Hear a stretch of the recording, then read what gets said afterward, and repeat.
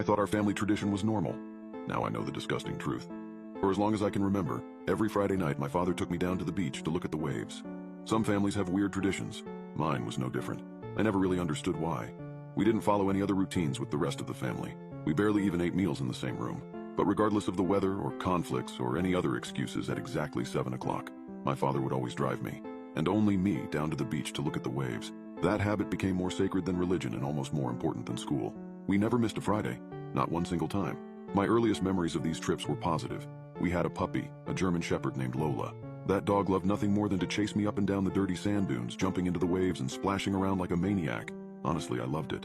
But the older I got, the more Dad's weekly trips became a burden to my social life. I missed birthday parties. I missed just sitting at home after a long week of school and relaxing. When I was 13, a cute girl in the 8th grade asked to work on a project with me after school.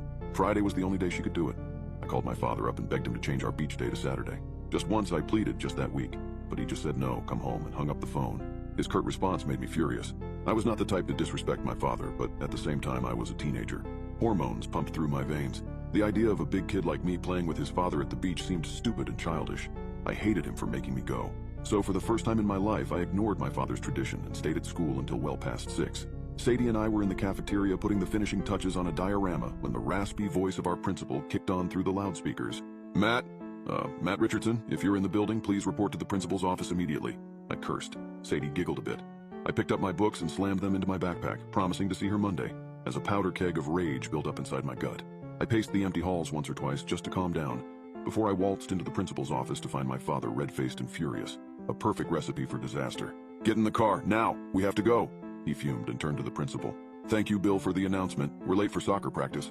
My father grabbed me by the collar the moment we left the office. Then he nearly sprinted out the door, dragging me with him. I felt humiliated. The time on the dash read 7:05. Soccer practice, Dad? I repeated when he got in the driver's seat. Really? We're lying about it now? My father swerved the car backwards and gunned it through the empty lot. How many times have I told you? He shouted. 7 o'clock, every Friday. We have to be there. This is very important, Matthew. Why would you disobey me? I wanted to scream back. I wanted to ask him why. Why?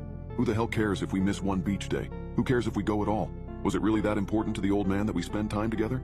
But I've spent my whole life asking these questions, gaining nothing in response. It's tradition, he would say. Tradition is important. Sadie's pretty face and features lit up in my mind. She would probably forget me by the end of the weekend. She would probably end up dating somebody else. The rage and hormones coincided to build up inside my stomach like a powder keg. I wanted to hit him.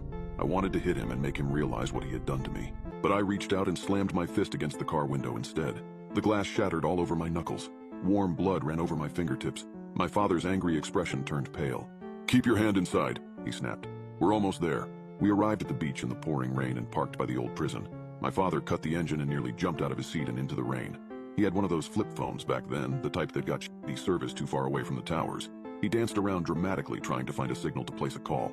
You should have fucking listened to me, Matthew, he ranted. Why didn't you listen to me? The cell beeped unsuccessfully. My father nearly chucked it before he grabbed me by the shoulders and shook. I felt tears well up in my eyes. I know I was too old to be crying. I knew I looked like even more of a baby now, but it scared me to see my father so angry. He never cursed at me. He never shook me. My dad was the type of guy to offer a pat on the back and warm conversation as reassurance. He never acted this way. I pushed him back. I pushed him so hard he fell down to the floor and smacked him elbow on the concrete. Then I stood over him like there was more coming. I don't know what made me do it. I wanted to show him that he was not the only man in the house. I wanted to show him I could take care of myself. But my actions had the opposite effect. My father didn't respect me. He looked terrified. He looked at me like I was an animal. He looked like he didn't recognize me anymore. I started to cry again. My father still held the phone up to his ear from the ground. The fear vanished from his face as a dial tone sounded. Relief flooded in as a responded deep voice on the other end. He nodded, said okay, then hung up. Then he looked up at me and scooted away. I'm sorry, son, but you just have to trust me, he whispered. These trips are important. I wiped a few tears from my eyes and stuck out my hand. Sure, Dad.